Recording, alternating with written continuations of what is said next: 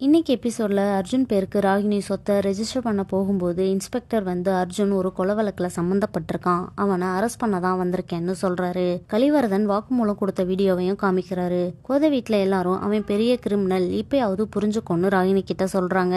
அர்ஜுனும் எனக்கு எதுவுமே தெரியாது, இவங்க எல்லாரும் சேர்ந்து ஏதோ பிளான் பண்ணி என்ன மாட்டி விடுறாங்கன்னு சொல்றான். அப்போ அசிஸ்டன்ட் கமிஷனர் இன்ஸ்பெக்டருக்கு கால் பண்ணி மேக்னா கொலை கேஸ்ல அர்ஜுனுக்கும் பரமனுக்கும் எந்த சம்பந்தமும் இல்ல, கலிவரதன் பணம் வாங்கிக்கிட்டு போலி வாக்குமூலம் கொடுத்திருக்கான்னு சொல்றாரு. பணம் கொடுக்க பேரம் பேசினவங்க மேல வேணா கேஸ் போடுன்னு சொல்றாரு. தமிழ் கலிவரதனோட பேசின வீடியோவையும் இன்ஸ்பெக்டருக்கு அனுப்புறாரு. இன்ஸ்பெக்டர் அதை பார்த்துட்டு தமிழ் கிட்டையும் காமிக்கிறாரு. அப்புறம் ஏன் இப்படி பண்ணீங்கன்னு கோவப்பட்டுட்டு வந்து என்ன ஸ்டேஷன்ல பாருங்கன்னு சொல்லிட்டு கிளம்பிட்டாரு. ராகினியும் தமிழ் கிட்ட இந்த சொத்துக்காக தானே இப்படி பண்றீங்க, உங்க கண்ணு முன்னாடியே எழுதி கொடுத்துறேன்னு சொல்லிட்டு கையெழுத்தும் போட்டுட்டா. அர்ஜுன் ஃபேமிலியில எல்லாரும் சந்தோஷமா இருக்காங்க. கோதை அவங்க வீட்டுல எல்லாரும் சேர்ந்து சம்பாதிச்ச சொத்து போயிடுச்சுன்னு அழுதுட்டு இருக்காங்க.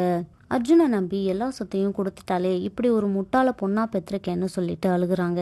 தமிழும் சொத்துக்காக தானே அர்ஜுன் நல்லவன் மாதிரி நடிச்சிட்டு இருந்தான், இனிமே அவனோட சுயரூபம் ராகினிக்கு தெரிஞ்சிடும்னு சொல்றான்.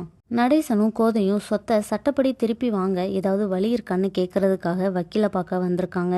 அவரும் ராகினி மனசு வச்சாதான் நடக்கும்னு சொல்றாரு.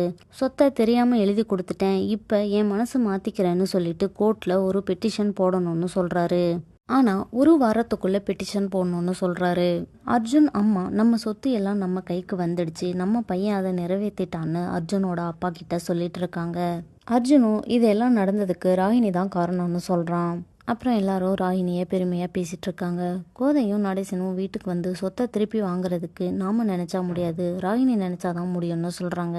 இவங்க பேசிட்டு இருக்கும்போது அர்ஜுனும் பரமனும் சொத்து அவங்க கைக்கு வந்துடுச்சுன்னு சொல்லி எல்லாரையும் வெறுப்பேத்திட்டு இருக்காங்க. இவங்க எல்லாரும் அவங்கள கோவத்துல திட்டிட்டு இருக்காங்க.